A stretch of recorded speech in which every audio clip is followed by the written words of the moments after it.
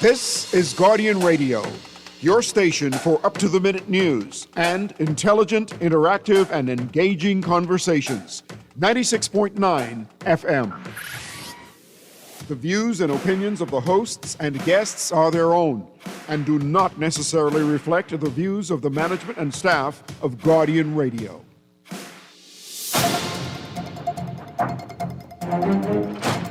Guardian Radio Today is brought to you by Bahamar, the Free National Movement, and Prince Masters. Good afternoon, everyone, and thank you so much today. This is Guardian Radio Today, and I'm your host, Robin Dawn Lines. And you can join me here every Friday from 2 to 4. I have a few special guests in the studio with me today, and we're going to get to hearing from them and letting them say hello in just a minute or two. But I want to remind you, you tuned into 96.9 FM. And if you are at home and you want to catch us on the television, it's Cable Bahamas Channel 969, BTC Flow Channel 612. You can also stream us live on GuardianTalkRadio.com. That's where you could see me and hear me. And of course, I want you to call in 323-6232, 325-4316, and 325-4259. You can also text in, of course, and send your comments to our Guardian Radio cell phone. I'm going to get that number in just a moment. But our Family Islanders, you can call toll free. It's 242-300-5720. And our text line, powered by the great BTC, is 422-4796. I'm excited about today's show. I think we have a good conversation lined up today. And I'm joined by three wonderful young women. As you know, the month of November, we're going to be focusing on conversations relating to women or conversations on these Fridays.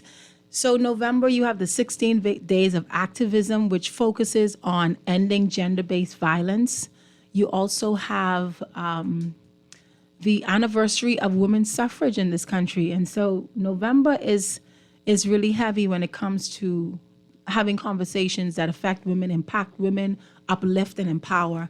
And so I look forward to that being what we talk about in these upcoming Fridays, God Spares Life, Health and Strength, in November.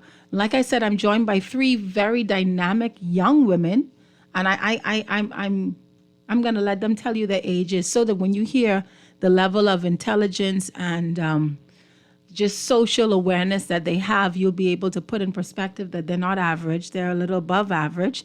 But I want to give each of them an opportunity to say hello as we get into our conversation.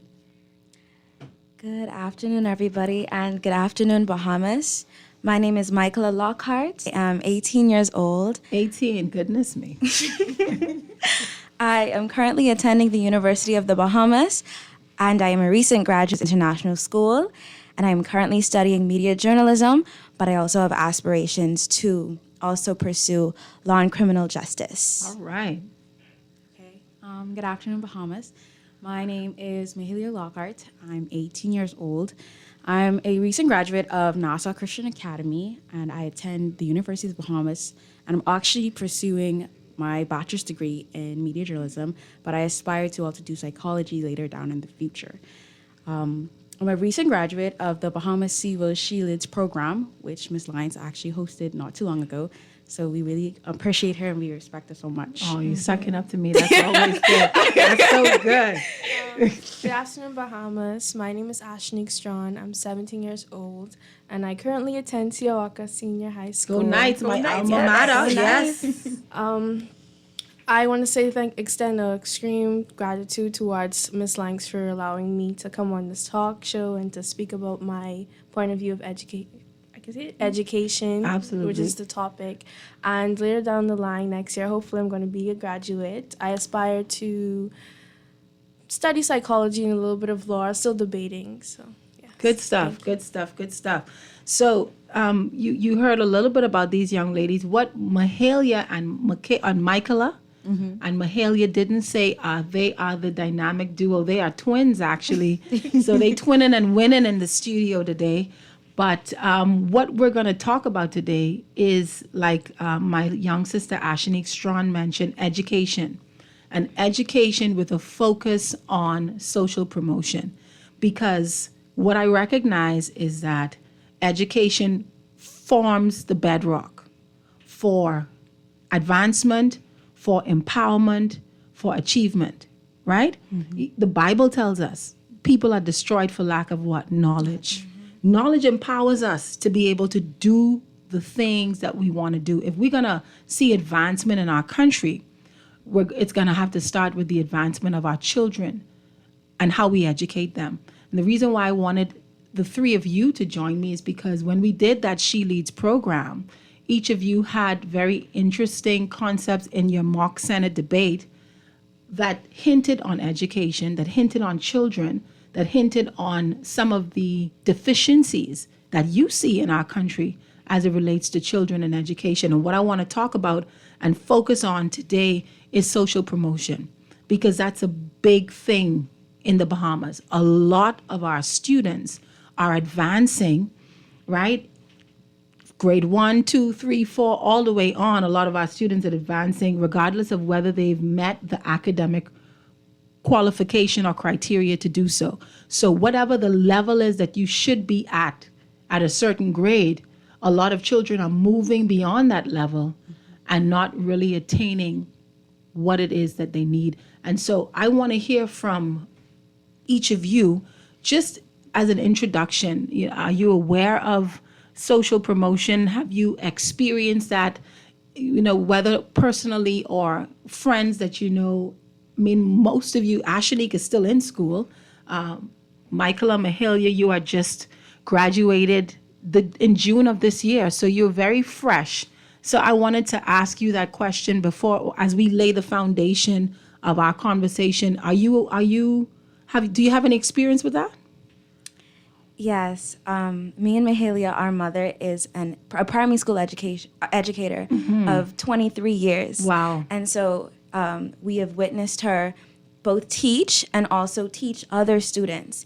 And we've also seen how, especially nowadays, there is an extreme, the practice of social promotion has exasperated in the past couple years. Wow. She has mentioned to us that she teaches sixth graders who do not know how to read.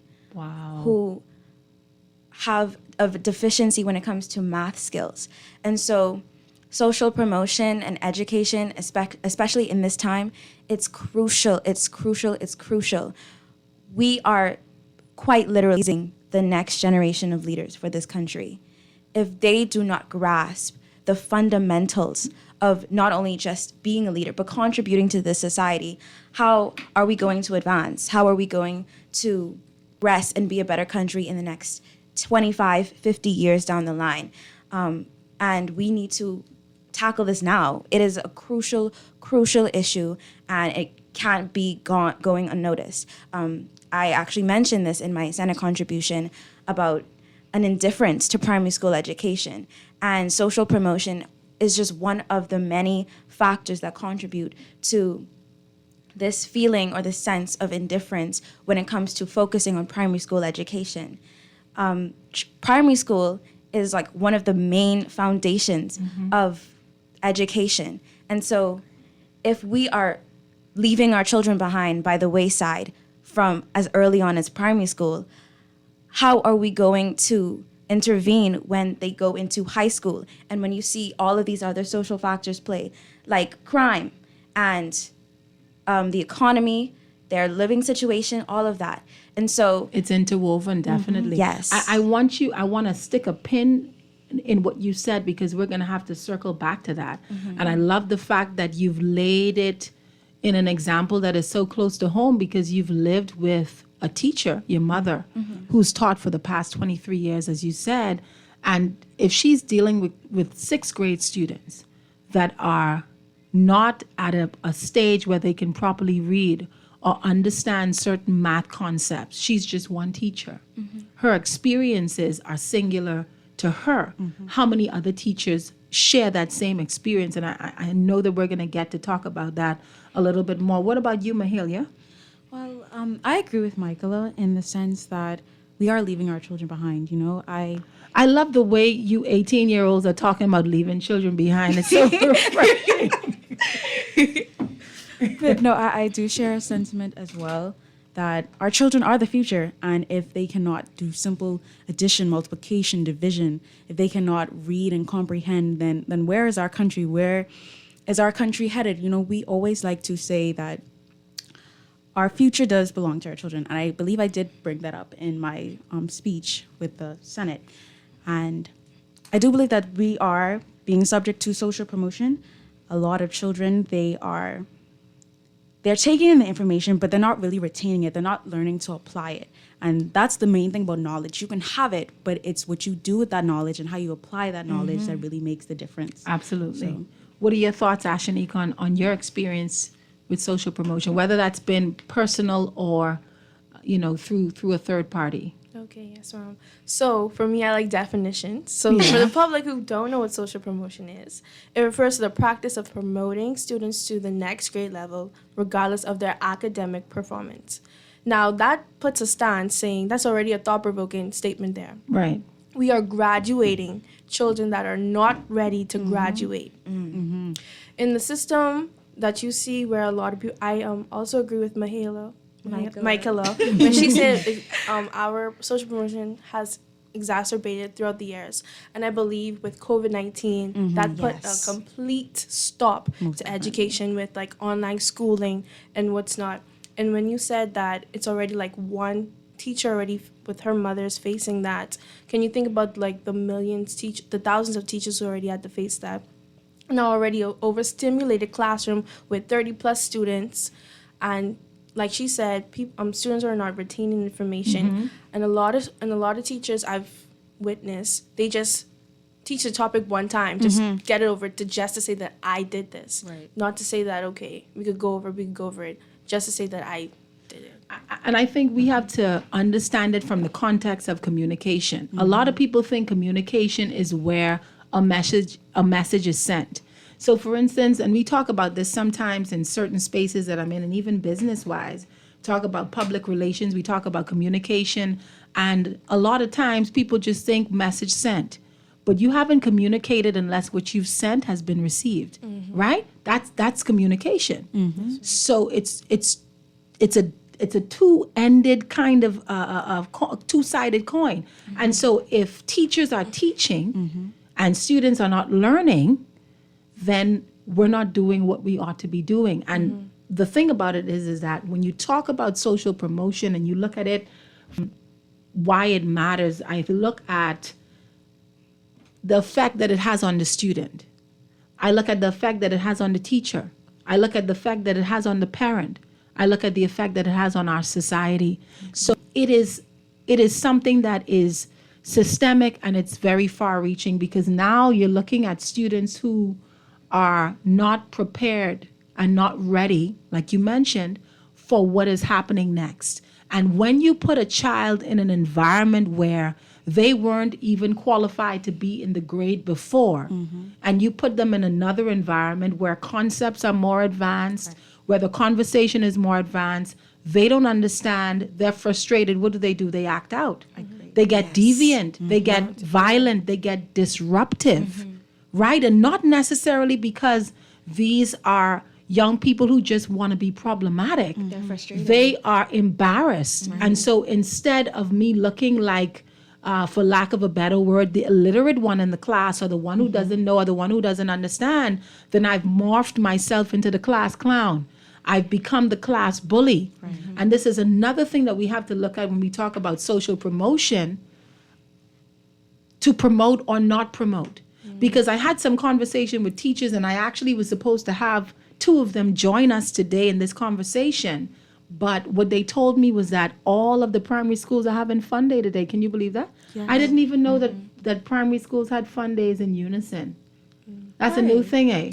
Yeah. I thought it was school by school. But anyway, I digress. But the primary schools are having fun day today. And so, fun days can be crazy. Right. And I wasn't able to get them. They weren't available to come.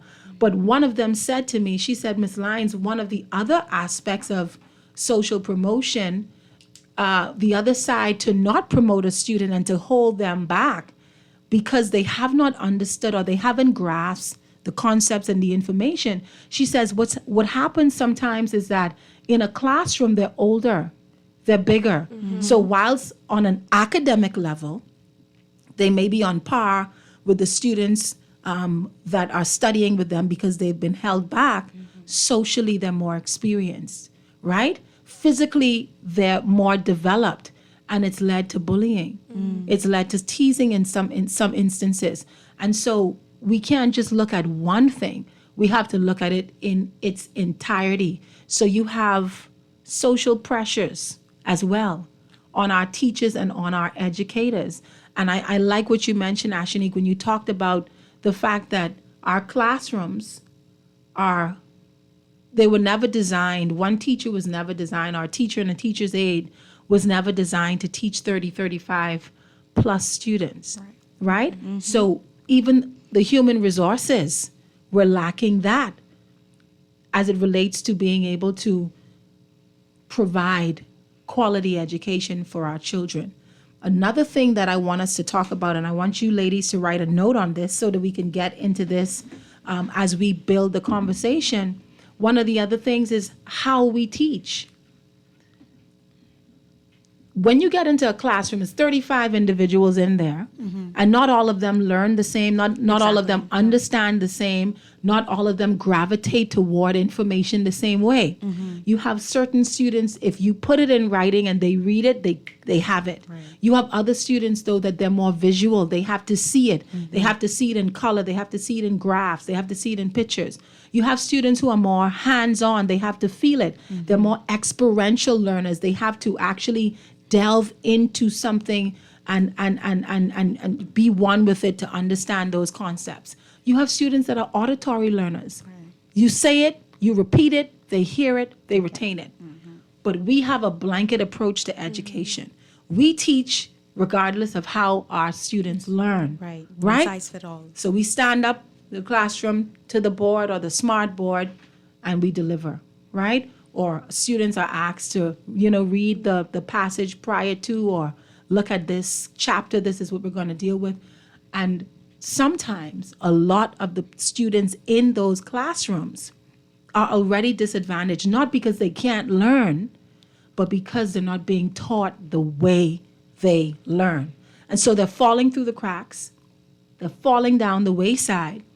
And I feel as though if we don't develop, right, even in the way we train our teachers, if we don't develop specialized teaching for specialized learning, then we're always going to be at a deficiency in our education system. I want our audience to call. I want our audience to text. I want our audience to join the conversation.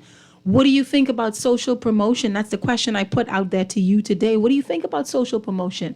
Have you experienced social promotion? Has social promotion been what any of your children or grandchildren, nieces, nephews have experienced? And what impact has that had on them? On the flip side, have they been held back? And was that to their benefit? Did they get the assistance that they needed? Because staying back a year in the same kind of experience and there not being adjustments made to the fact that you need extra help, then it's just a year wasted. We're talking about education. I'm joined by three wonderful women. You know the phone lines. I'll repeat them. 323-6232, 325-4316, 325-4259. Family Islanders, 242-300-5720, or text me, 422-4796. We'll take a quick break and we'll be right back.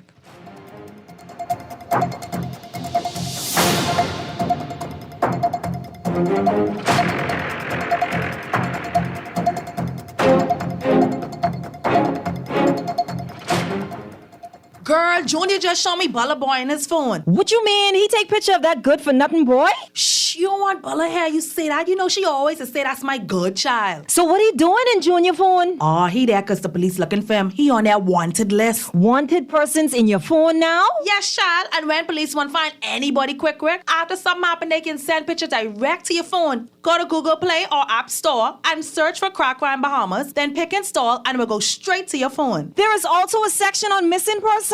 Yes, girl. Everybody needs to get this app so police can tell us right away when these people go missing. Just like an alert system. Yes, it has numbers for Crime Stoppers Bahamas, so you can call and nobody knows it's you. Call directly to Miami and give the information without giving your name or anything about you. I tried the other day, and when I hear Junior and his boys talking about where they hide those guns, I walk quick round the corner and call that number. Call 328-8477 from Nassau or 242-300-8477 from the Family Islands. Step inside the John Baptiste Jazz Club at Bahamar, where the rhythm of the islands of the Bahamas meets the soul of New Orleans.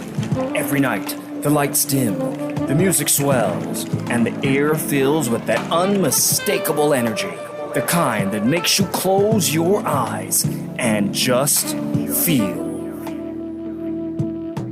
Savor signature cocktails, curated small plates, and live performances from world-class musicians, all in an intimate, artfully designed space where every seat has a story. Whether it's a romantic night out or a spontaneous evening with friends, this is where you want to be. The John Baptiste Jazz Club, only at Bahamar. Reserve your table now at bahamar.com/jazz club or through the Bahamar app, because every evening plays its own tune. You try to rest, but roll with the best.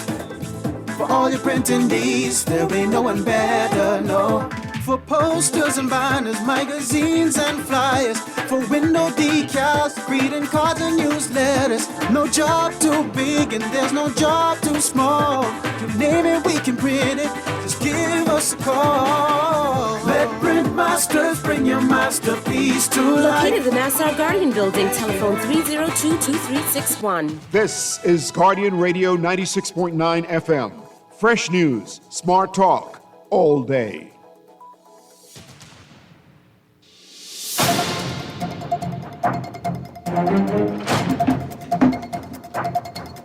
We're back. Good afternoon, everyone. You are tuned in to Guardian Radio today, and you're sitting and listening with me. I'm your host, Robin Lines, and I'm joined by my dynamic twin winners, Mahalia and Michaela Lockhart, and of course, my little sister from my alma mater, Ashanique Strawn, is with me, and we're talking about the state of education in the Bahamas with a focus on social promotion. And of course, we gave a definition for social promotion earlier. And so when a student is socially promoted in a school, it means that they've been advanced to the next grade level, and that doesn't take into consideration whether or not they have met the required academic standards. So if they're reading on a first grade level, they could very well be socially promoted to the third grade. Right? And so we're talking about that, and we want to get into the part of the discussion where we look at the root causes. What are the root causes of social promotion, and how do you think we can ensure every child progresses? Because progress is really what is the aim, what is the goal.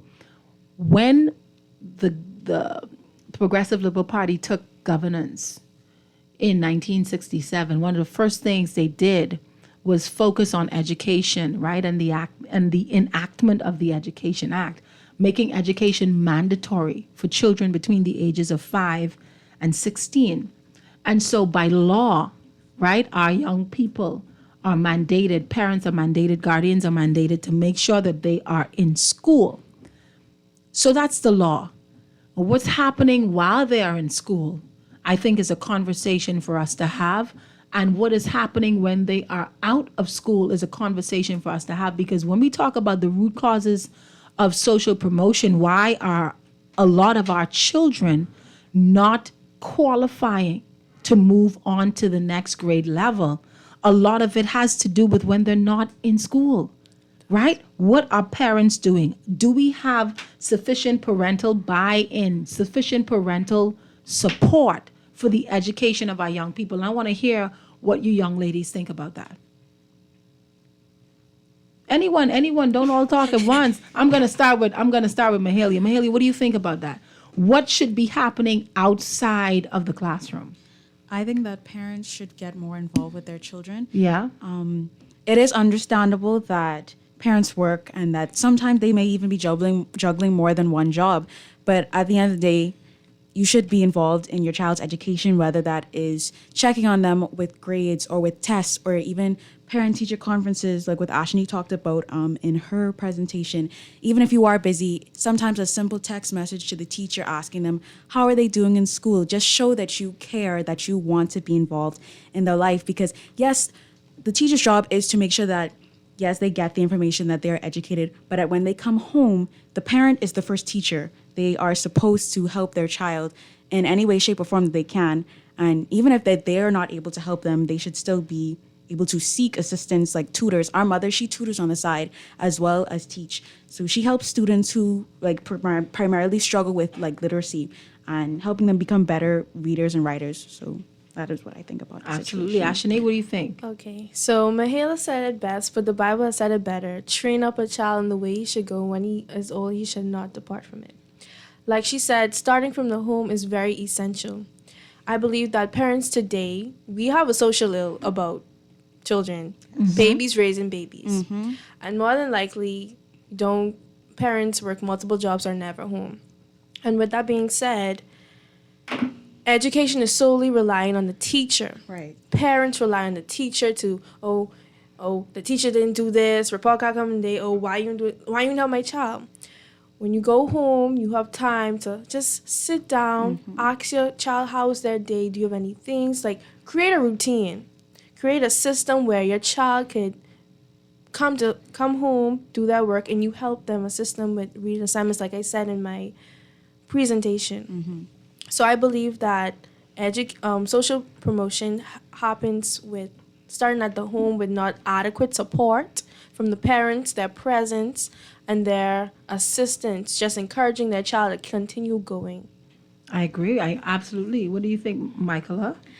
Like everyone has said here, parents need to be involved in their child's education. And there are many factors, but specifically economic factors that come into play when it comes to parental involvement in their children's education. When we have parents that are not living an adequate life, or they do not have the means to support both themselves and their children, we see a need for survival.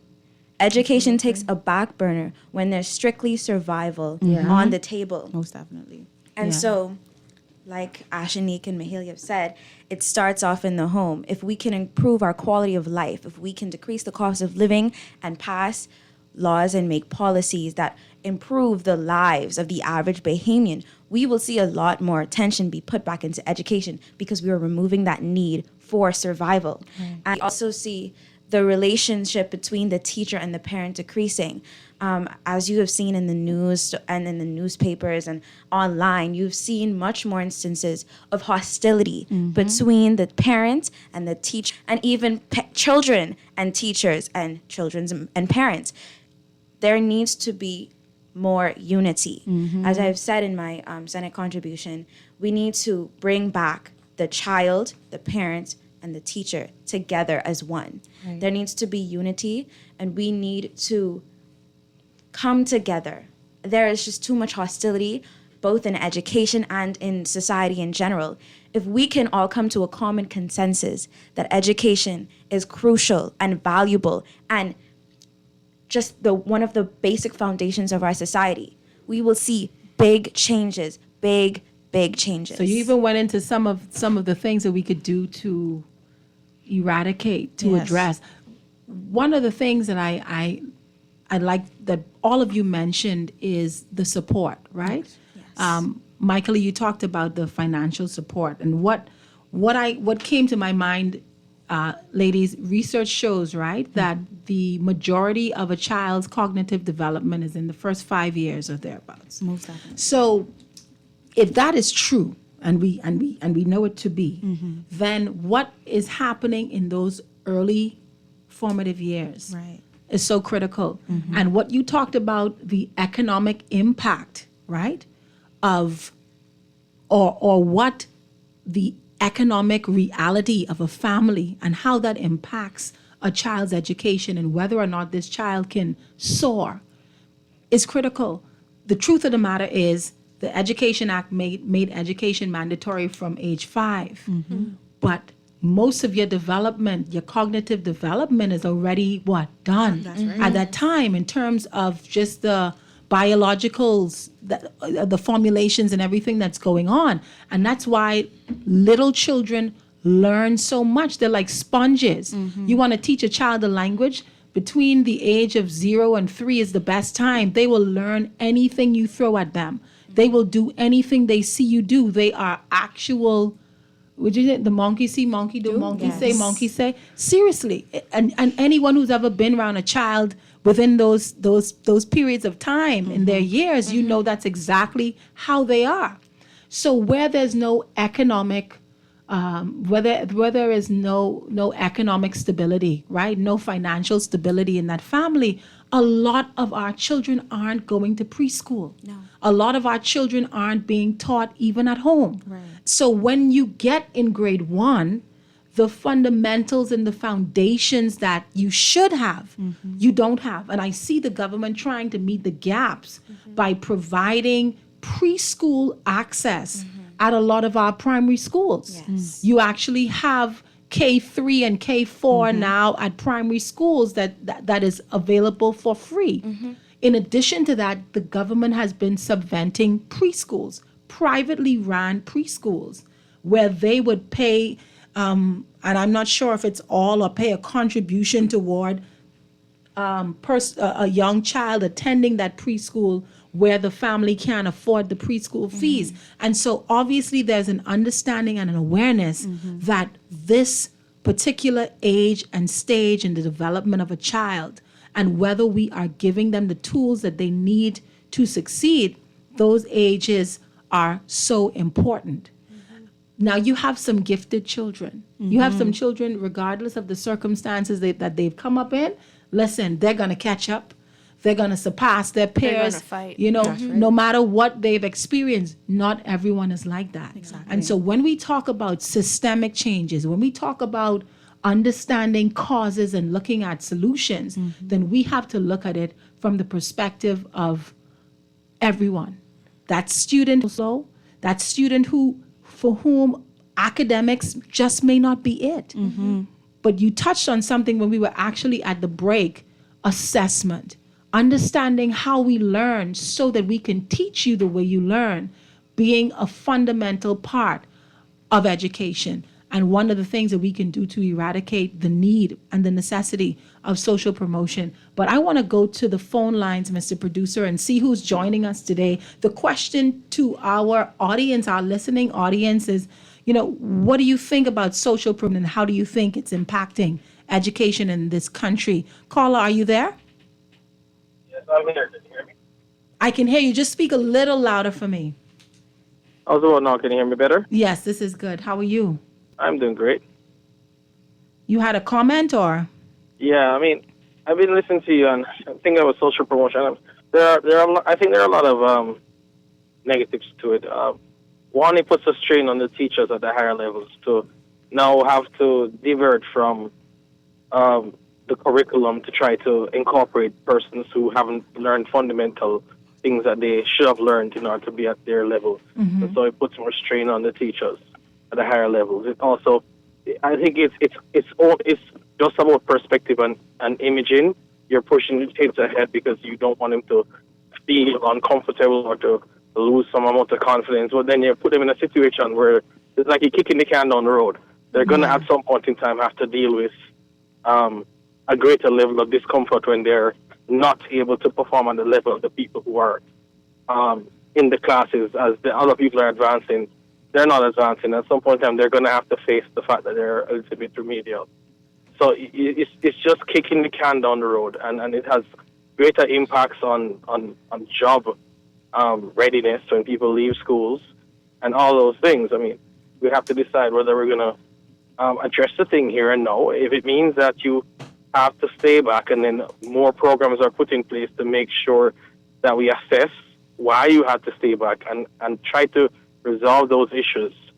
Or if we even push you forward, we have to push you forward and put in some assessment to make sure that you can have some extra lesson in some way to catch up with. Absolutely.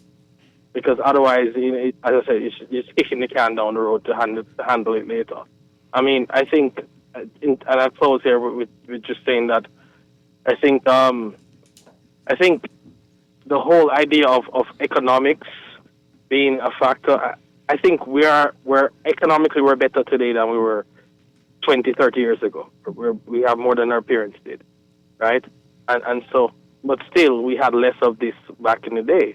And so I don't think increased economics is really a solution because, increased economics means that people have leisure time and they get greater distractions, right? Like the internet and social media and all those things. Mm-hmm. And so economics is one thing, but based on the fact that we've gotten better economically, but we've increased, social promotion has increased over the time, it would suggest that that's not, the real factor. There are other factors. Our parents didn't have time for us as much as we might have liked either because they were busy trying to make a life. So I think there are other factors that we can pay more attention to. Absolutely. And I think it might be greatly because of the adult things that children are being exposed to now without adult responsibility, like social media and stuff like that. I think as kids have gotten more exposure, they've gotten more remedial. That's an interesting, I appreciate you sharing. We're going to take another call. Caller, are you there? Hi, good afternoon. How are you? I'm doing fine, thank you. We're talking about social promotion in our schools as we look at education. What are your thoughts on that?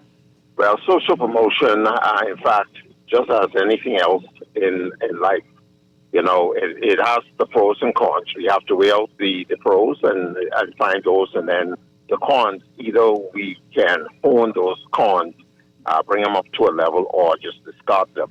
Mm-hmm. This is a very interesting conversation, especially as it pertains to education. Oftentimes when many of us who have gone through the various classrooms from K1 straight up to grade 12, mm-hmm. before we went off to either college or university. You talk about social promotions. Plus, some of the students not being able to keep up with the education that is being taught. Like I said, there's a number of factors that we can look at. We can look at the condition at home, where that support in their education by parents, because they're so busy trying to bring home the meat and the bacon and the milk and so on and so forth.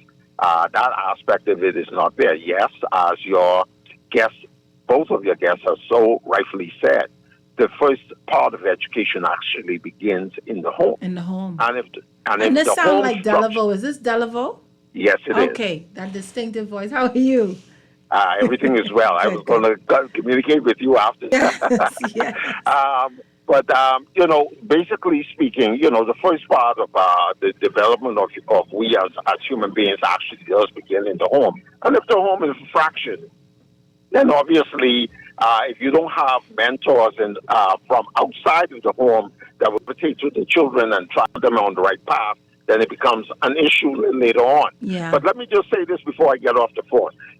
I often wondered, in all my years in not even the primary school, but in the senior high school in particular, where we found that certain students excelled in the classroom. Every time you turn around, they took the exams.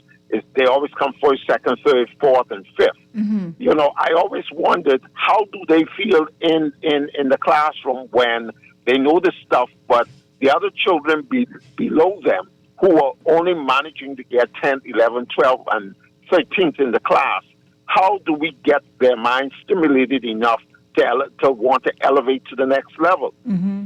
I've always been one of those to say, anytime you have a classroom where you have certain students excel, you need to remove them out of that classroom, create a special classroom for those persons of the higher educational level. And I do think they've been trying to do that. Yeah. Put them all in that one classroom and let them challenge each other. In other words, iron sharpens iron. But what about what about the idea that exposing a child to another child that's doing great also causes them or inspires them to do better?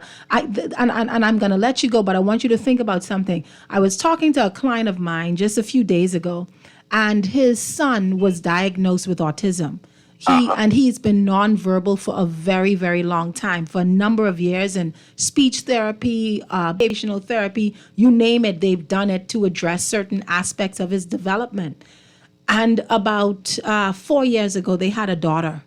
And when she started talking to him, he started talking back. So I want you to think about that when we talk about removing the students in a classroom that are doing well and kind of leaving those who are struggling. Because sometimes you just need to see someone who looks and sounds like you to know that this is possible. Mm-hmm. And a lot of times you have some peer interaction that can be very, very positive for another student. Well, that's why I said, the subject matter is so wide, and so broad. It's a lot. It's a lot. You cannot dismiss any possibility. But Delaveau, you talk for the whole show, man. I gotta let somebody else call, and you call me back. I'm gonna call. Okay.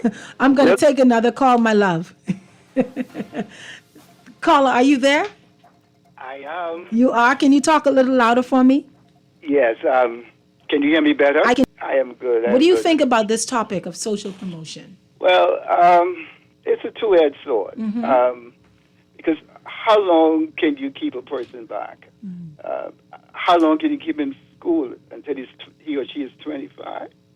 And so I believe that, having been a former teacher myself, among other things, that it's so important that you recognize where that individual is, mm-hmm. and the importance, because I believe that all of us came from God with a gift, with something that we can contribute to society. Yeah. And sometimes, a child who may be having problem learning or understanding the so-called literacy and numeracy and whatnot, they will have other interests. Find out what those interests are, and you point the child toward that in that particular. Yeah, send them toward their gifts. Yeah, mm-hmm. Right. The ambassador, Mr. Rowe, Jamal Rowe. He was into no academics. He was into drawing. In the back of the class drawing. Look where he's at today. Mm-hmm. Okay, and so it's so important, and I think Mrs. Wilson pointed this to the. Sometimes we frustrate children with all of these things that they don't even use in the workplace. Just give them the basic math and English. Those persons who are academically inclined, you push them exactly. On. And we're going to get to that too. Talking about that, that's good stuff. Mm-hmm. You find their interests, and all you want them is to be productive citizens and to contribute to to our society. So that is what it is. To evaluate persons, give them a couple of hours. They're interested in cutting open no frog and look nice. Find something they're interested in. Thank you so much. That's so interesting. Listen, keep calling, because I want you to be part of this conversation. We're talking about education. We're talking about social promotion. I'm joined in the studio by three dynamic young women, and we're going to take a few calls on the other side of this break. Stick and stay. This is Robin Lyons in your company.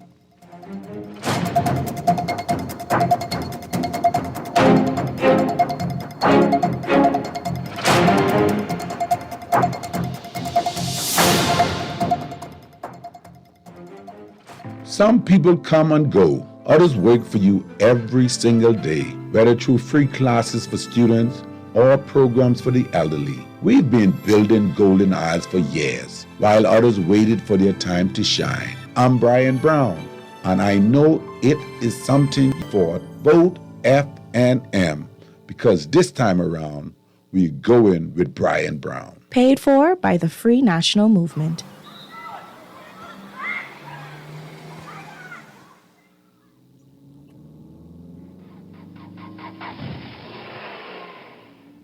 Mommy, guess what I did in school today? Hold on, sweetie. Mommy's sending a text. But Mommy, my teacher said that you're not supposed to text and drive. I know what I'm doing. Oh, look, Mommy, the Smith twins. Mommy, watch out! In 2017, approximately 54 people died as a result of traffic accidents. A percentage of these fatalities occurred as a result of texting while driving. Just taking your eyes off the road for 5 seconds can increase your chance of crashing. Remember, even the smallest voice counts. Texting. Brought to you by UB Radio and Guardian Radio 96.9. This is Guardian Radio 96.9 FM. Fresh news, smart talk, all day.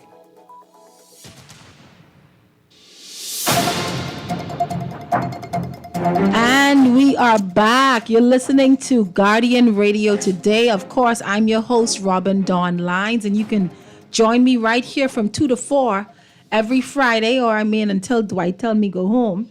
But for right now, every Friday from 2 to 4. And today we're talking about the state of education with a focus on social promotion. And we've had some interesting callers talking about what social promotion is, talking about some of the adverse effects of social promotion and some of the realities. How long can you keep a child in a grade if they're not advancing? And we're going to get to that as we talk about what we need to do. But I don't want to keep people on hold too long, Mr. Producer. So let's go back to talk to us and join into the conversation. Carl, are you there?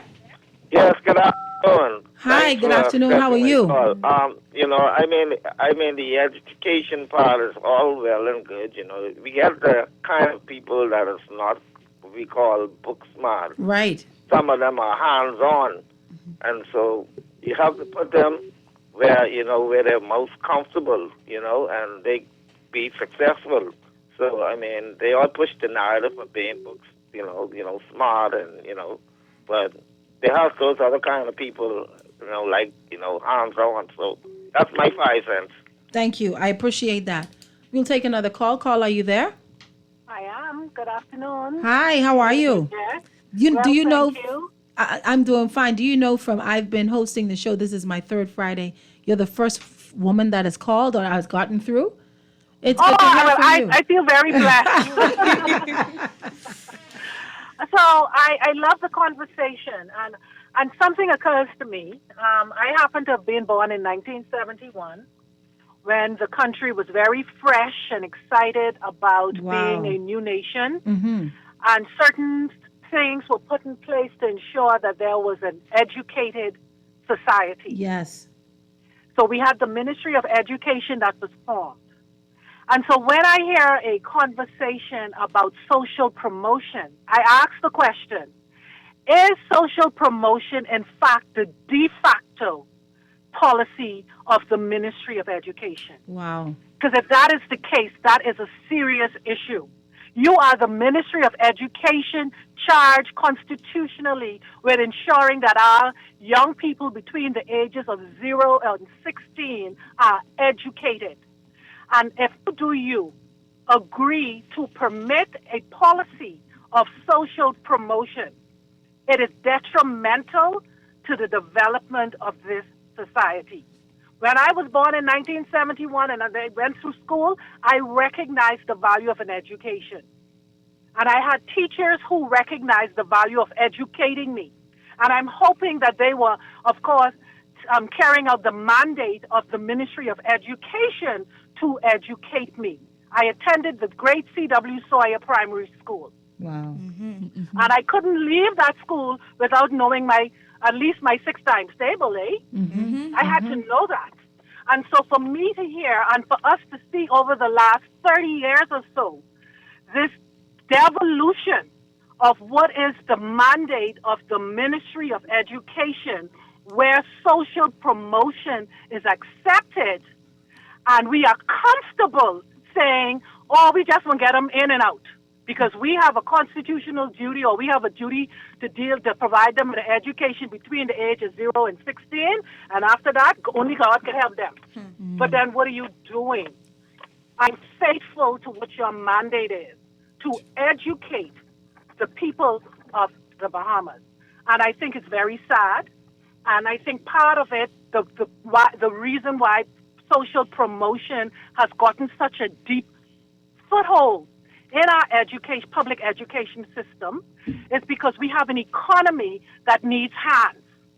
We do not have an economy that needs brains necessarily. We like having the brains, but we have an economy that's on the basis of your two hands. What can your two hands do? What can your two hands do? And that's why, we have a tourism-based economy.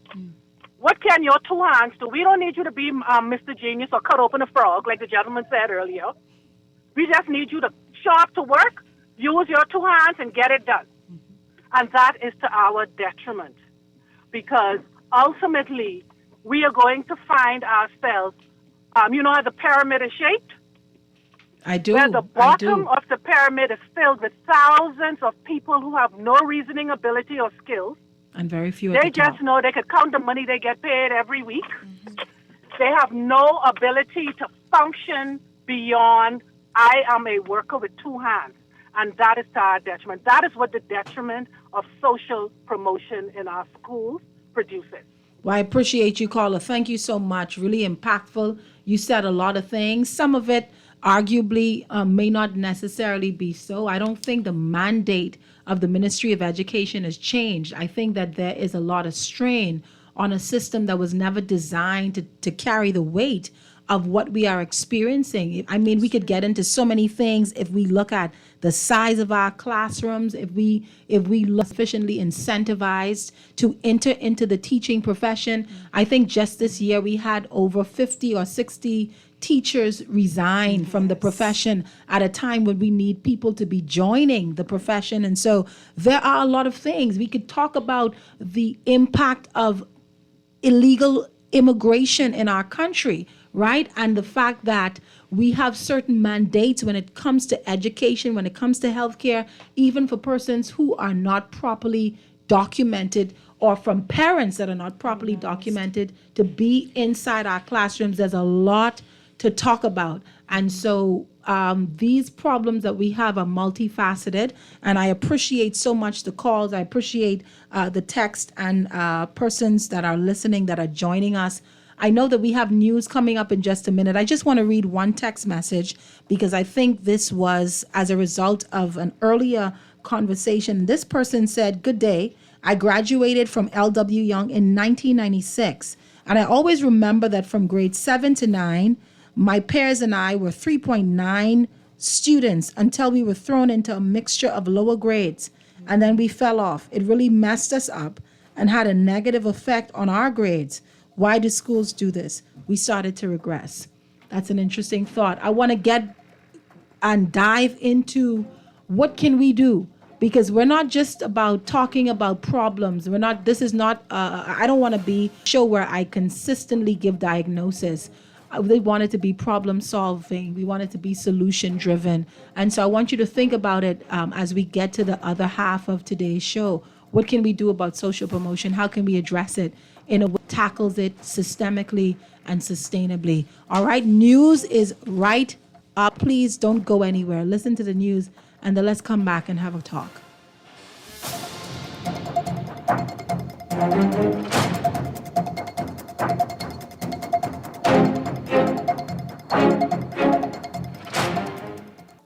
This is Guardian Radio, your station for up-to-the-minute news and intelligent, interactive, and engaging conversations. 96.9 FM.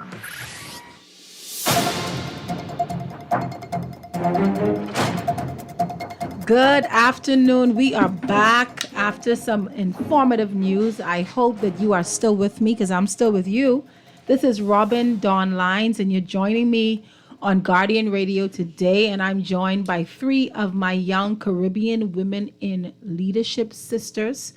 Just completed the She Leads program. I'm talking about the dynamic twins, Michaela and Mahalia Lockhart, and of course the youngest and perhaps the fiercest of our group, Ashanique Strawn, just 16 years old, hailing Knights. Are you 17 yet, Ashanique? I'm 17. You 17 now? Oh, you grown now. She said that with attitude. I tell you that. I tell you that. We're talking today about social promotion. We're talking about the status of education in the country. And in the first part of the show, we were kind of laying the foundation about what social promotion is, talking a little bit about why we think it is happening, why it has it exacerbated over the last several years. Can it be avoided? And I want us to now talk a little bit about what we can do as a country. Because like I said, we cannot be self-diagnosing and not offering viable, sustainable, practical solutions. I am very familiar with our Minister of Education. She's one of my mentors, my big sister. I love her dearly. And I know that she's doing phenomenal things in the Ministry of Education with the resources that she has available to her ministry. And that is both economic resource as well as human resource. I know that she has a heart and passion for education. And so I know that if we present her some ideas, she would take that and run with that and try to incorporate that as best she can. And that's what we have to do. And so I'm so happy to have the three of you join me, just 17 and 18 years of age, and looking at these issues through your young, fresh eyes and perspectives. I think it's really refreshing. So thank you again, ladies, for being here with me. Thank you for having us. Okay, y'all owe me. Good. Everyone, yeah. I want y'all to say it with gifts and say it with cash. Okay? Okay. Now, when we talk about the problem, the issue, right? The adverse impact of social promotion, what comes to mind? I wrote a couple of notes, right? You have overcrowded classrooms and lack of resources. We talked about that. But you also have pressure on schools, right? Schools have to have certain pass rates. No school wants Meet to the have quota. the most egregious of statistics in terms of what students can do and what they can't do, and you know, I don't want my child to go to this school because this school has a reputation for failure, etc., etc. But one of the things that we can do, in my opinion, I want to get to yours too, and of course, callers, we're going to get to you as well because you're a big part of this conversation, callers and texters. But if we start at the beginning, and what I had mentioned about the different and varied ways that we learn. Mahalia had mentioned that she was assessed when she came to UB in the fall of this year. I think that was August. Last year? Okay, you're growing too. Yeah, she was assessed. yeah. So the University of the Bahamas, when you enrolled, said, hey, you know what? If you're going to succeed, we need to know how you learn so that we can ensure that education is tailored. We need to be doing that as early as possible. Most definitely. As early as possible. And it doesn't have to be that you do that when a child enters into their formative years. As early as possible. So if it is possible to assess a child's cognitive ability and learning style, learning capability, is if it's possible to assess if they have any learning deficiencies or challenges like dyslexia, ADHD, et cetera, then we need to be doing that as early as possible to understand how their minds work, so that you're not putting them in an environment where instead of gravitating toward learning, they regress. Yes. Instead of gravitating toward understanding the concepts and the principles and the information that's being presented to them, they're resentful, right? They're frustrated. They don't want to learn. They don't want to do it. And, you know, in a society like ours, we believe that if you spare the rod, you sometimes sitting to the table, what's this word? Pop! What is it? D-O-G, mommy is D-O, pop! You know, trying to, but these parents think that they are doing the right thing. Right. They think that, listen, Johnny's sitting to this table playing like he ain't have no sense. You better focus, boy. You better read this. Johnny may have ADHD. Sitting to that table and keeping still may be one of the most difficult things he's ever tried to do. But he's there because of fear. Because if he moves, he's going to get hit. He's going to get disciplined. He's going to get beat. And you can't beat motivation into children. Okay. I agree. All right. Go on, sister girl. You can't beat motivation into children. No. So is Johnny incapable of learning, or is Johnny incapable of learning like that? Right. If you put that same child in another environment, he would thrive. Yes. We need assessment. assess, and resources in the Ministry of Education's budget has to be allocated to early assessment so that we can know what the level that our children are on. And I think that when you get in the 9th grade, we start talking about electives, right? We start talking about transitioning now to an area of professional expertise that is more in alignment with your passions or your giftings. I think grade 9 is too old. The truth of the matter is we need to have charter schools from primary school level. If you know you're dealing with a kinesthetic learner, if you know you're dealing with an auditory learner, if you know you're dealing with someone who's just not going to get it if you put it in a book, just not going to get it if a teacher is standing up to a chalkboard, a child is 14 or 15 years old to say that. Put them in a charter school, help them to progress and learn toward their area of understanding, right? And so if you have teachers that are trained to specific learning styles, then you can actually have schools that are trained or schools that actually house children that learn similarly, so that I don't feel awkward in a classroom because Michael gets it and I don't. We're actually in an environment where we can thrive because we are being given what we can understand. And so I believe in specialized education.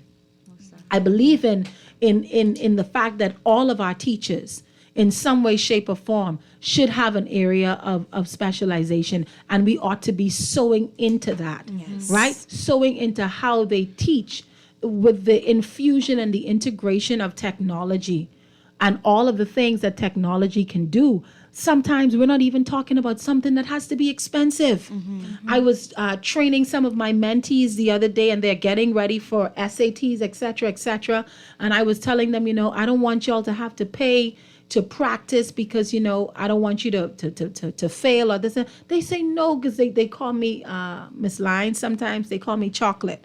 Y'all could call me Chocolate. It's fine. So, but they said, no, Miss Lyons, there's actually an app that we go to. There's a website that we go to, and we can take the test over and over again. We could take some practices. I say, is there a cost? No cost. So what I'm saying, so many things, so many resources, including the ability to assess the way you learn and other parts. And we need to be able to do the research. We need to be able to partner with institutions. Our Ministry of Education can partner with institutions that would be willing to give assessment testing to our children at little or no cost. We just have to be intentional about what we do and how we do it. I want you ladies to join the conversation. How do we address this issue of moving our children and advancing them beyond their qualification, beyond their academic capability? How do we address it? Ms. Lyons, like you mentioned about... I told y'all call me Chocolate? Okay, go on. You disrespect. Right. But like you mentioned about specialized education and teachers really being in certain specializations and learning different styles. I also agree that I also believe that every teacher should have some basic level of multimodal teaching. Students that are not in charter schools and are still in classrooms with students that have different learning styles, they should also benefit from a teacher that has the ability to teach from multiple different perspectives and viewpoints. I feel like there's beauty in diversity, and I think that is very important. Also, when we're talking about teachers and helping teachers to teach so that our students can be successful, we also have to talk about taking care of our teachers. I feel like teachers could be supported a lot more in terms of financial compensation, benefits, et cetera, et cetera, et cetera. I mean, our mother, we have witnessed her, fatigue, the fatigue. Yeah, we really need to take better care of our current team, lose anymore, but also incentivize other people to come into the education field and not feel like they are burdened and that it's not the profession that it is, because teaching is a noble profession. It is an essential profession, and we need to treat it as such. So I think that taking care of our teachers, training them, incentivizing them, they're so important in contributing to student success. Absolutely. What do you have to say, Ashanique? Well, for me personally, I wanted to touch on what you was talking about. One of the disabilities, I would say, like ADHD. Right. A lot of those things are so heavily prevalent now because I believe it really starts with the type of food we eat. We're causing a lot of autism now, and I see that happening in the schools, and teachers are not really being accepted to it. They think you're being disruptive or what's not, so... Because they don't know. They don't understand what's going on in the mind. And a lot of people say, I'm not trained to assess that. Wow. I'm not trained to understand that. That's important as well. What did you have to add to it, Mahalia? I do agree with yours and Michael's point, talking about having different ways of teaching and different ways for students to learn as well. Routine is important, yes, but also, like Michael said, variety. Variety is the spice of life. And if you do get children trying different things, then they will definitely they should be able to grasp onto something, whether that is by hearing it or by viewing it. And to go to Ashnick's point a bit about disabilities, UB actually has a whole section called, I think, Student Disabilities. Yes, where they actually offer help to students who actually do have ADHD.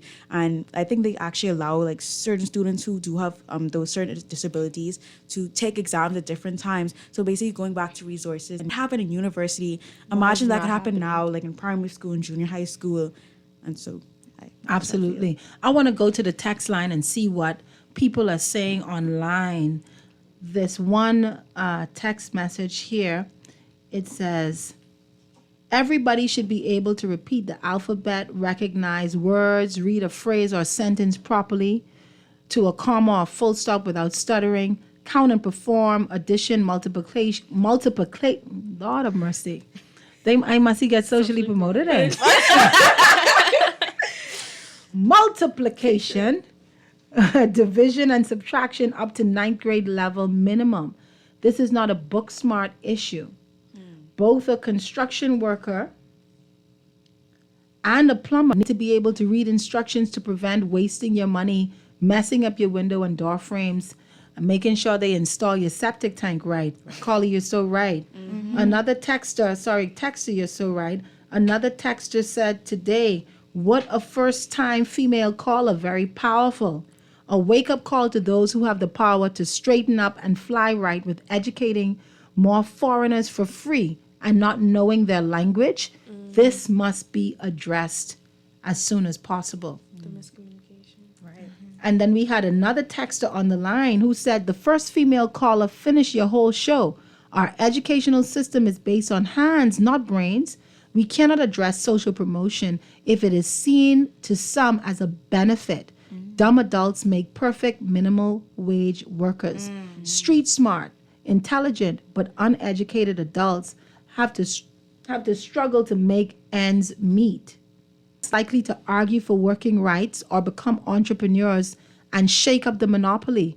Your panel is passionate, but if a more educated people is not desired, there will be resistance to change. That's a serious, serious thought. Amen. Thank you so much, texters. Continue, please, to send in your ideas and send in your thoughts, because we're going to have to address the problems that we have as a collective, right? We can't do it in silos and we can't do it individually. We all have to have a hands-on approach as we look at training the next generation of leaders.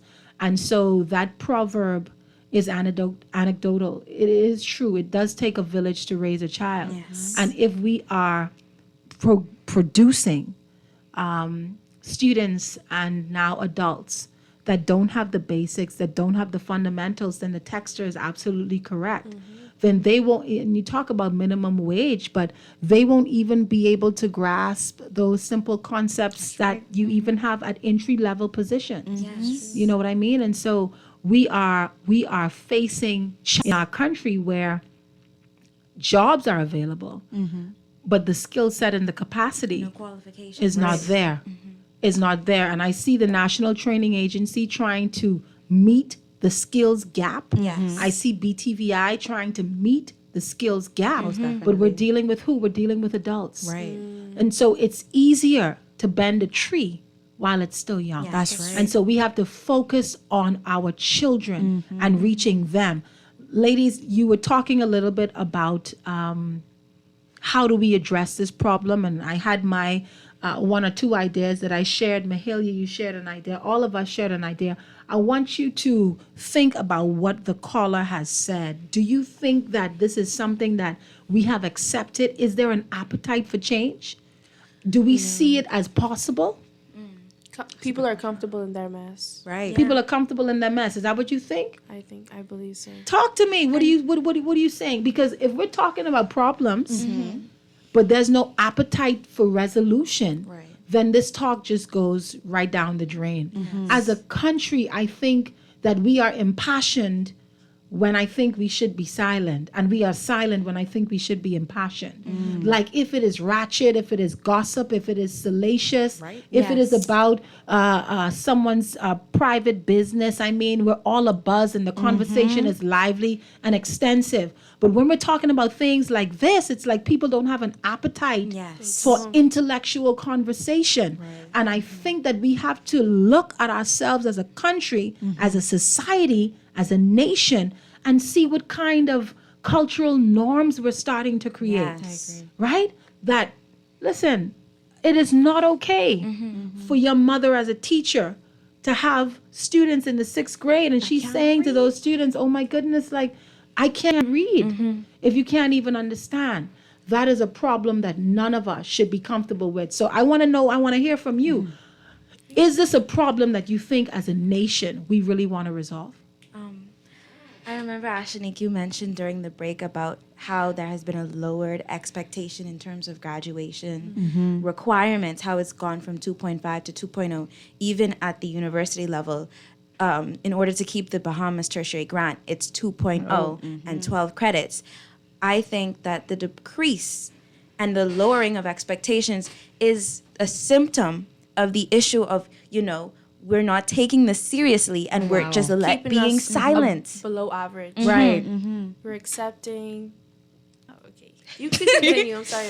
No, I finished my point. I'm passing it to you. I was saying that we were just accepting, like she said, the requirements because, like you also stated, that even though we lowered the requirements, people are still not graduating. That's right. We are putting individuals on the job force who can't articulate, who can't calculate, who can't formulate anything. Okay, watch that now. Articulate, calculate, formulate. This is where hiring foreign labor comes into play. When we have unqualified Bahamians, who does the government go to? And then our Bahamians say that foreigners are coming and taking everything, but you are not trying. Are we ready? Are we qualified? Are we ready to take these jobs?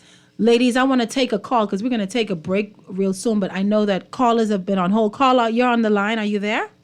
Yes, I'm here. We were talking about social promotion and talking about how we could address and, Lord willing, eradicate this problem that we see in our education system. Did you have any thoughts? I do. I think that we have all the answers, whether we use them or not. That's what is the issue. Just case in point, BTVI.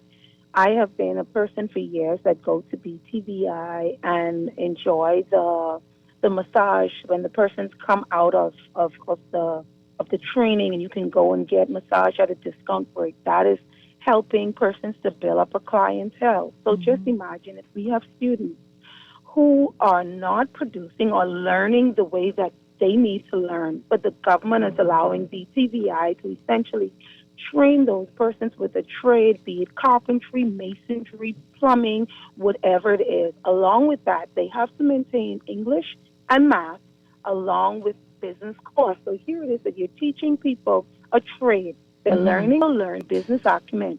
So when they come out of the program, if essentially you have it where they now have to, for a year through the program, build cabinets or do plumbing, and you come to get that service through BTVI, now they're also managing their books on how to do business. What we would be doing essentially as a nation is cutting out on how many persons we have to import into the country to do these services from places. And then you're also making people who have a lot of integrity in doing their work because they understand that you cannot spend the money that people give you for a cabinet to pay your light and your water. You're training them up with a business mindset.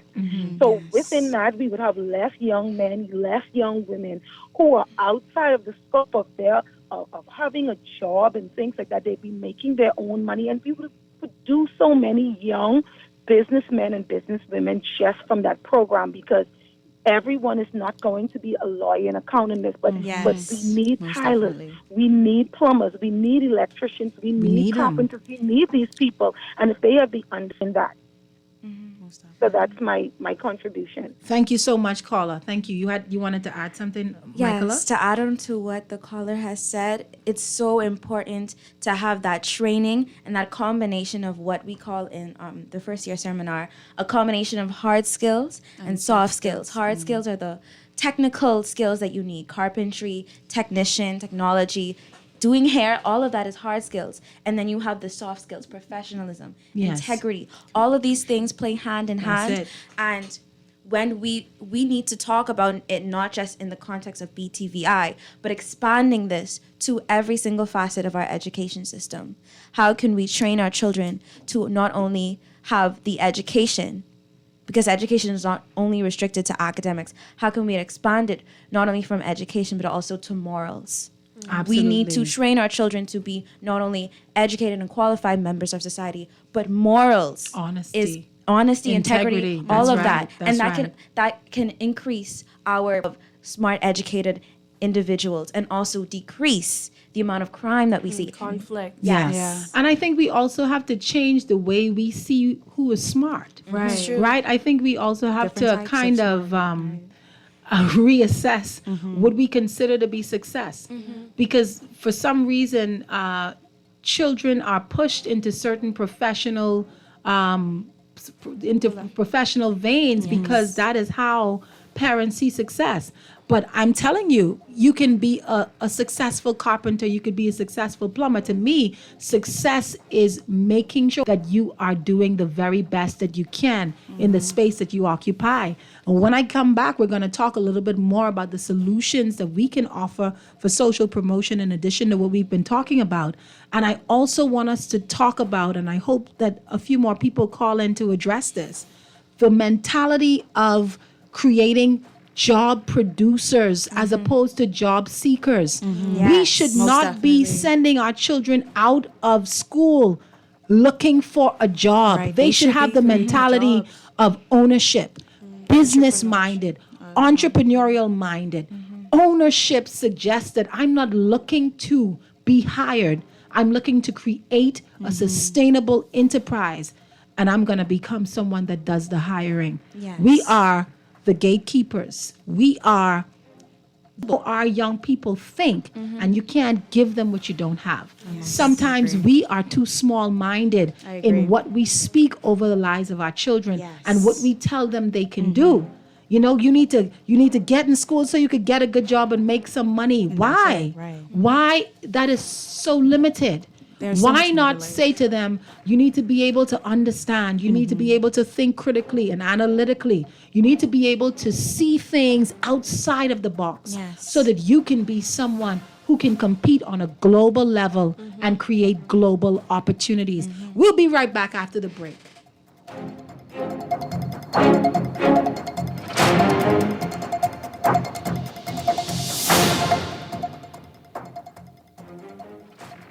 For fast, reliable, and impactful printing services, look no further. Let Printmasters bring your masterpiece to life.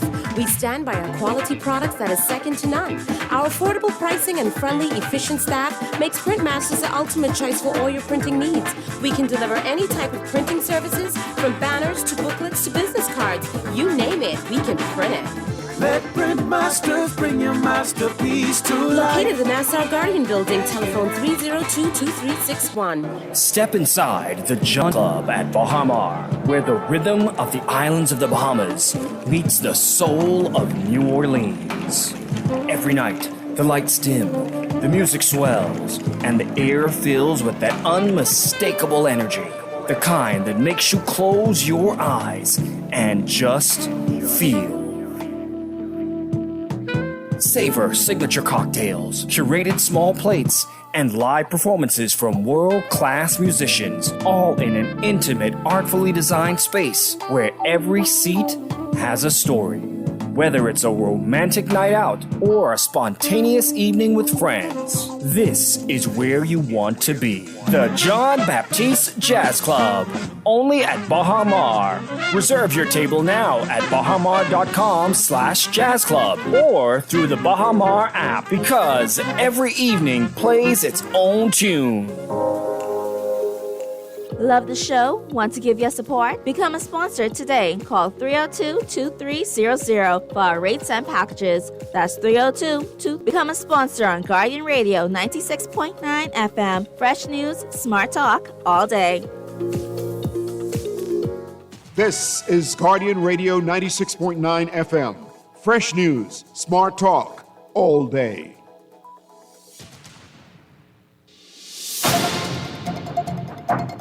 And we're back. You're tuned into 96.9 FM. This is Robin Lyons, and you're joining me on Guardian Radio today. And please remember to join me this and every Friday for the next few weeks, and then we'll see where it goes from there. I'm so grateful to all of you that text, that call, that join the conversation.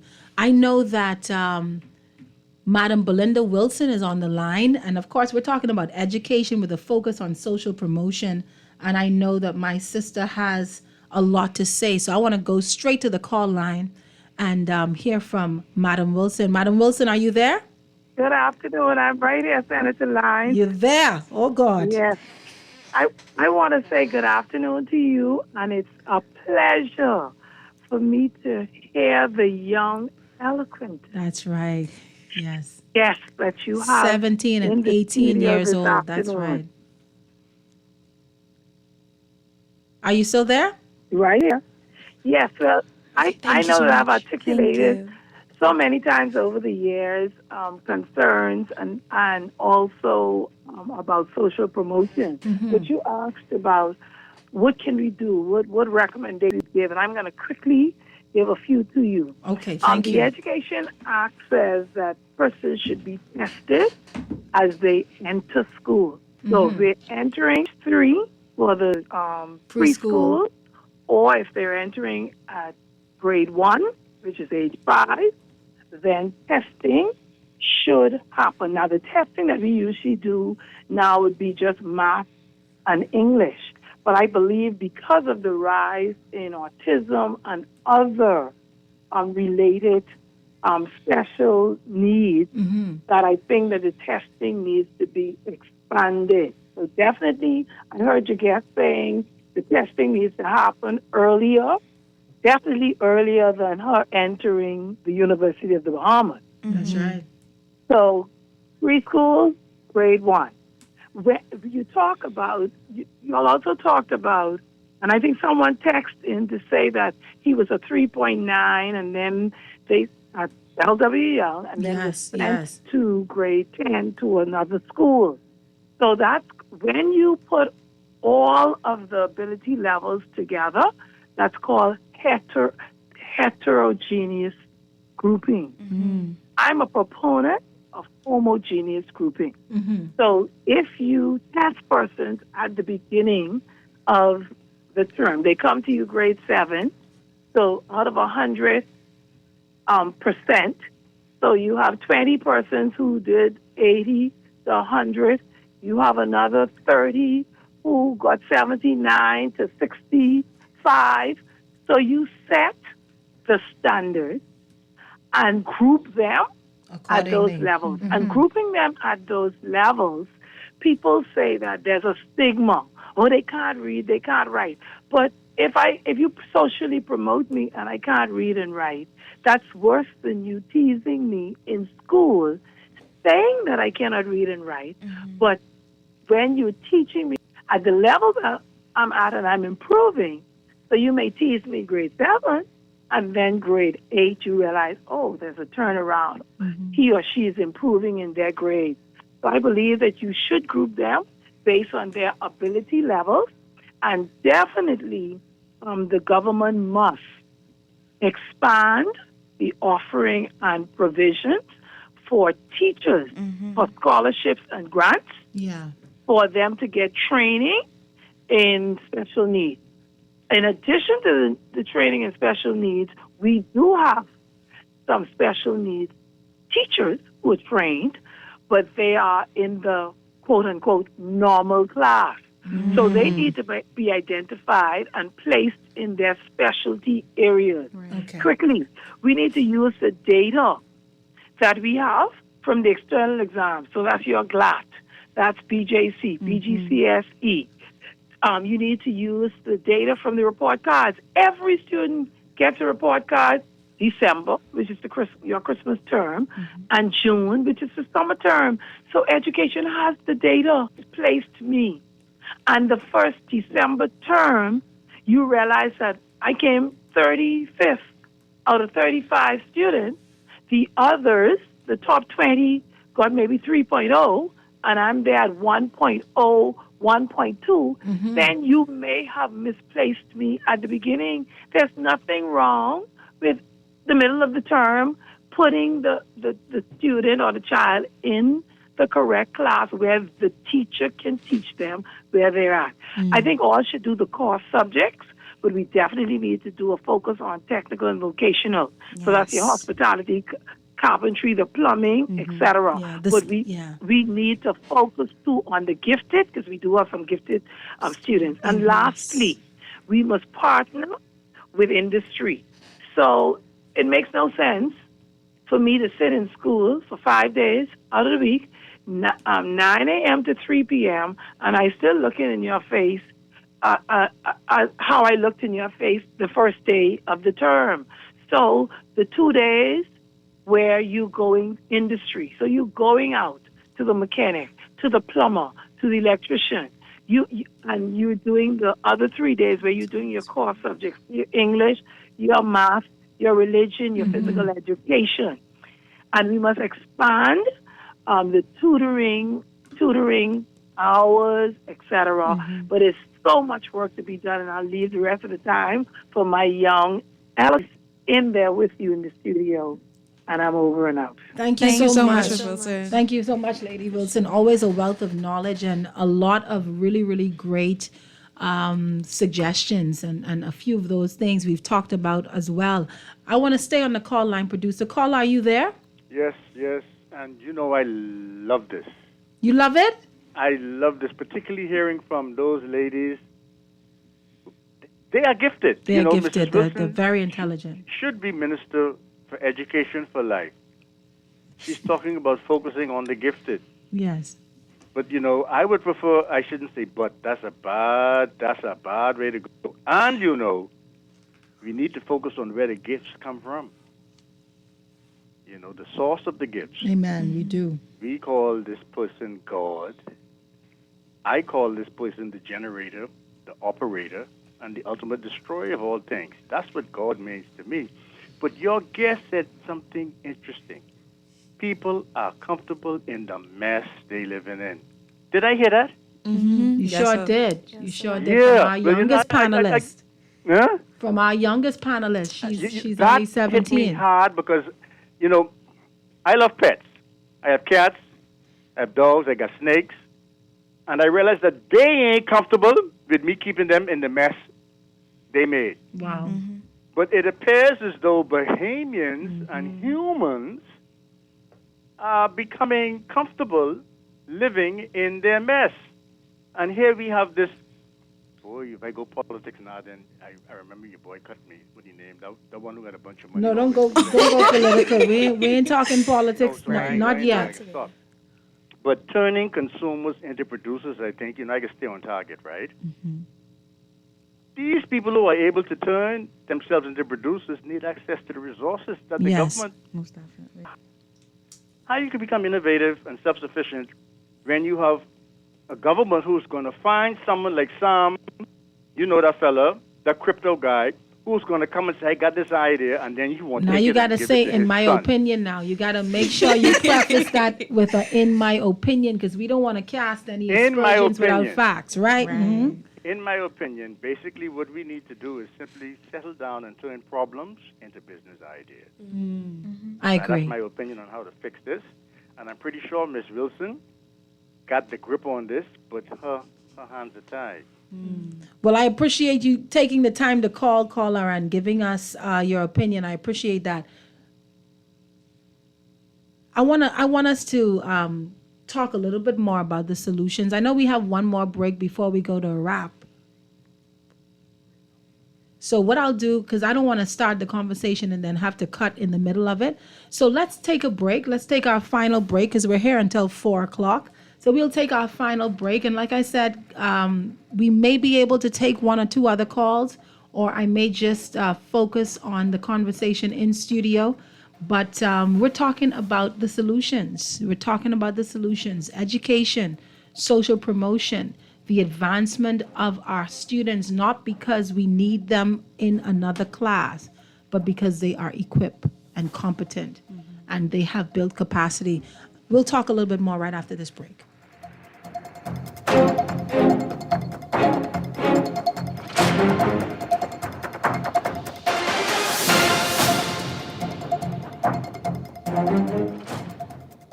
If you come from the island, you know nothing is more important than family. I am Brian Brown, and the people of Golden Isles are my family. I'm proud to serve my neighbors and friends, asking for your vote to be your next MP. I believe in showing up all the time, not just election time. So on November 24th, vote F&M, because this time around, we are going with Brian Brown. Paid for by the Free National Movement. Don't wait for a storm to arrive. Stock up on hurricane supplies, make home repairs, purchase a generator, and more this hurricane season with a Fidelity personal loan. Make that move today. Call 356-7764. Fidelity, we're good for you.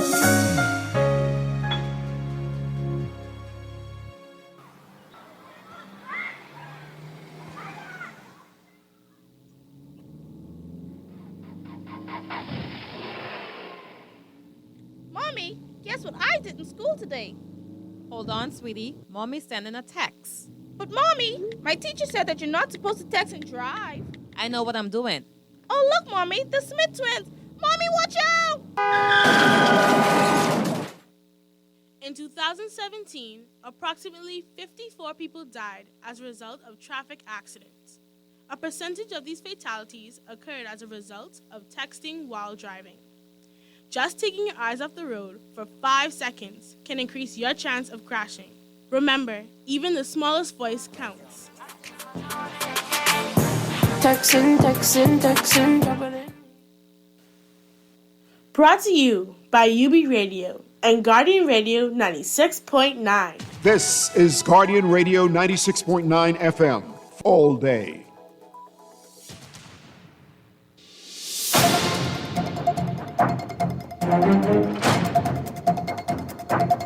And we are back at the final segment of today's show. You're tuned in to Guardian Radio today with me, your host, Robin Lyons, and I'm joined by my sisters from another misters, Michaela, Mahalia, and Ashanique. And we've been talking about the state of education with a focus on social promotion. Thank you so much for those of you who have called and shared your thoughts, and those of you who have texted and added value, I think, to the discussion, which has been really robust, really healthy. I want to share a text before we get into some more of those solutions. It's the texter says, "Good day.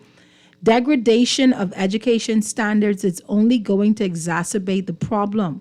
Hold the standards and encourage our teachers to meet students where they are and then pull them up to the standard. Stop letting politicians tell us that a D average is our standard." That's an interesting thought from our caller. So I want to get back in, ladies, to our conversation about, of course, you know, the president of the Bahamas Union of Teachers, the infamous Belinda Wilson, called in, and she had a whole list. So you know this is something that this is a topic of conversation that she's been lending her voice to for some time in the various spaces that she occupies. And when we talk about solutions, I think about, promotion criteria that is clear and defined at each grade level. Yes. I think sometimes when it's not clear where a student should be, it's a little more difficult to determine who's made or met that criteria and who hasn't, right? Because it shouldn't just be that a student has the ability to do the work that's set before them, but how do they work, right? What level of capacity are they able to display? How independent of a learner are they? You know what I mean? That outside of a controlled environment and sitting at a desk in a classroom, are they able to be self-disciplined and work independently and those kinds of things? And so I think us setting clear promotion criteria for advancement from one grade to the next is also something that we need to look at seriously and share those things with parents. Not that at the end of this class, your child should know this and know that and know this and that, but your child should be able to process at this level. And these are some of the things that you can do at home to reinforce what we're doing in the classroom. And these are some ways that you as the parent or guardian can partner with me as the teacher to help them to meet this standard. Because it is a partnership. And you find that a lot more in the private schools. You don't find it as much in the government schools. And we talked about it.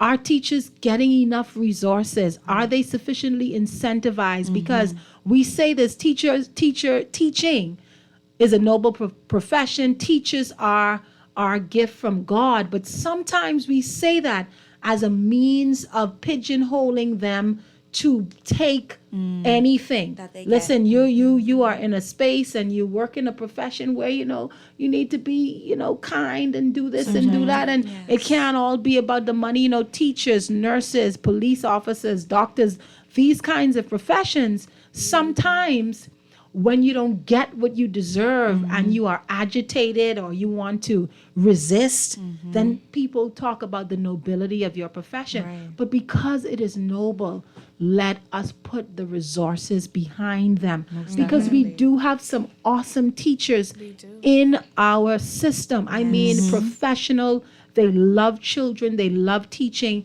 And oftentimes they are frustrated by the system. They are frustrated by the lack of resource. They're frustrated by what they see to be a lack of support. We need to do that. We need to make sure that and these are policies that I'm talking about. From a policy level, we need to make sure that we are looking at the standard of response, right? The standard of support to our professionals. We'll get to you in a minute. Early intervention programs. When you are assessing, because that's what we're at, early as possible, and we're asking for assessment as consistently as possible. So don't assess me at age 3 and then I'm not assessed anymore until university, because there are certain things that are manifested later in your development. So you may not have seen that I have a challenge at age 3, but if I'm reassessed at age 6 and 9 and 12 and assessed in a systemic way, assessed constant. Yes, assessed at certain sporadic periods of my development to see where I'm at, then you can kind of tailor and make the changes that are needed and have the programs available to respond to what you see. Because it's one thing to know that I have an issue. It's another thing to be able to respond right away and to say, okay, this is what we're going to do with him and what we're going to do with her.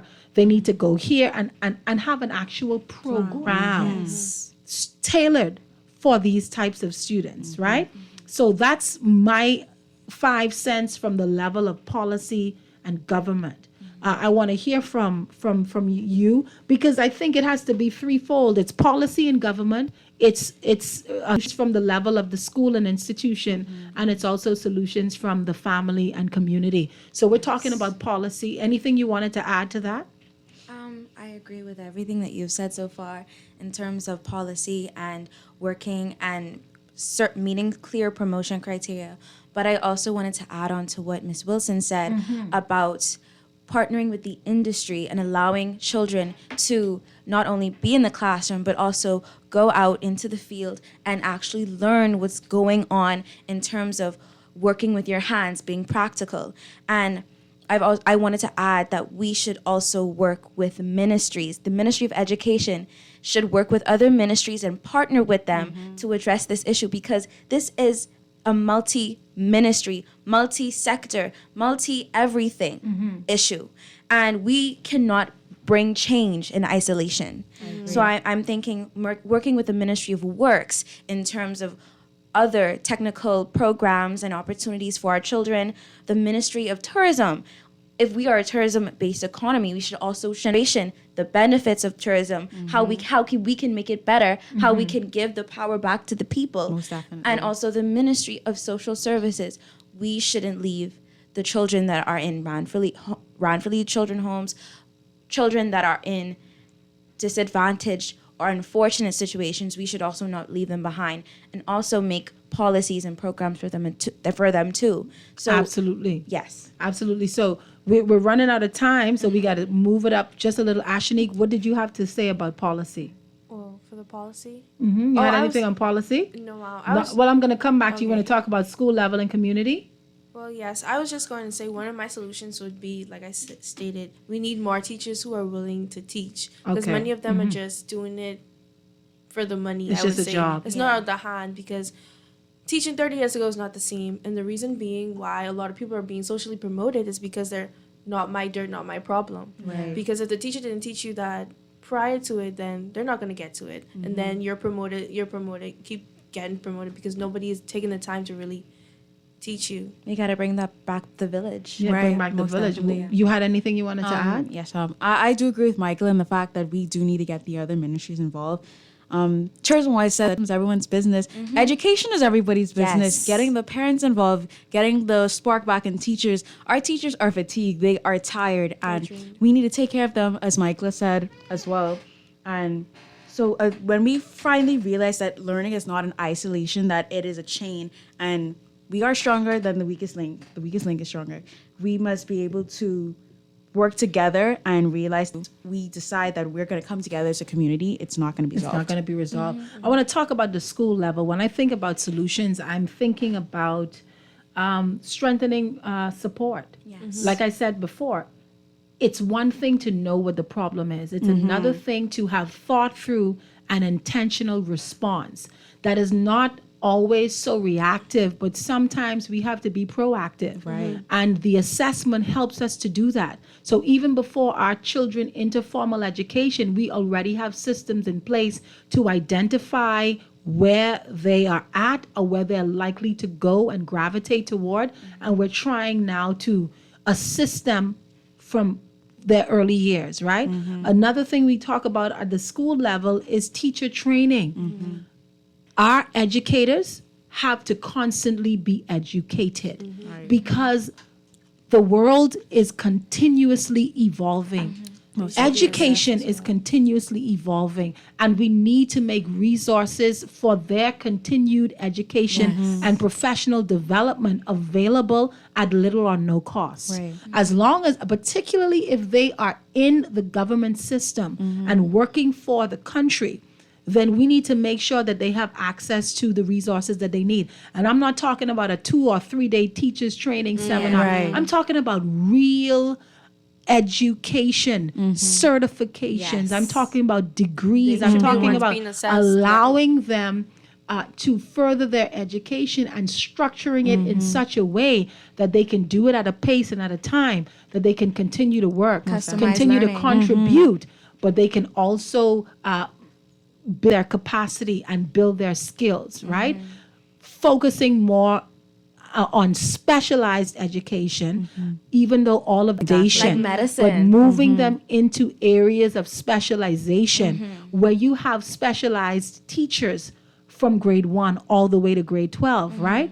And I also believe that, again, communication is key. It is. The same way we have software, the same way we have apps that allow us to talk to one another and share global emails and all of these different things. We need to make sure that we're integrating technology into the communications with teachers and parents so that that conversation is easy, so that a teacher can communicate with all of the parents in a class with just a text message or just an email, and there's a kind of technological structure in place, or an app or some other software that allows that communication to be seamless. So parents know exactly what teachers are teaching, what's the curriculum, what's the homework, what's happening this week. So parents are not being advised by children as to what's going on. There's a direct communication. Because those letters are not being sent Absolutely. to them. No, they're not. Yes. They're And not only that, it means that children can't get one over on their parents because they know my dad, my Grammy, whomever is talking directly with my teachers on a daily, weekly basis. They know exactly what I need to be doing and when I need to be doing it. And I think if we do that at the school level, we're going to see a lot more. We're going to see a lot more progress in terms of our students and what they're able to do. And at the community level, I don't want us to forget the role and the positive impact of non-governmental organizations, nonprofit organizations that are meeting the skills gap, that are kind of filling in for where teachers are burnt out and overwhelmed, where the schools can't do it all. Let's support our NGOs. Let's identify those NGOs and incentivize the development and creation of more NGOs that deal with assisting students in after-school programs, on weekends, and that kind of thing. Identifying these challenges and having the resources to meet it. Mentorship and literacy initiatives, like young women like yourself, 17, 18, fresh out of school, but you have so much in you that you can pour into the younger generation. We have to go. Final words, ladies. Final words. Michaela? Well, this has been, I've heard from so many perspectives. I've learned so much. And I feel like if we are able to talk about this at this level, think about how much conversations we'll be able to have in the future, how much change we'll be able to enact. And so thank you for this wonderful opportunity. Yes, I just want to say thank you as well. This has been a very thought-provoking conversation, and a lot of people have a lot to say, and we need that. We need the conversation to start. Yes. That's what's the problem there. Thank you. And thank you so much, Ms. Lyons, for bringing us all to this show. We have definitely learned a lot from you and from everybody else who called and also who texted as well. You know, just like I said previously, how we always say the tourism is everyone's business, education is everyone's business, and we all need to get involved. Thank you, ladies. Listen, it's been such a pleasure. I've never seen 2 hours gone so fast. And that's because I've been sitting with the next generation of leaders in our country, intelligent, insightful, thoughtful, and caring. You know, you have the emotional intelligence to meet your intellect, and I think that is profound. I'm so proud of all of you. Thank you for being with us today. See me next week. We're going to be in another show on Friday, Running in Heels, and we're going to be talking to women in leadership, the challenges that they face, and also looking at the anniversary of our suffrage movement. Where are we now? And have we done enough after suffrage? After suffrage, did we do what was next? Have we done it? I don't know. So the next few Fridays are going to be fun. This is November. We're talking all things women. And I want to remind you that life and death is in the power of the tongue. There is so much that happens when you open your mouth to say something. So make sure you test it. Is it true? Is it kind? Is it necessary? And if it's none of those things, you got to keep it to yourself. Because when we talk sense. I'll see you next week. God spares life. Thank you, everyone. Have a great weekend. Thank you.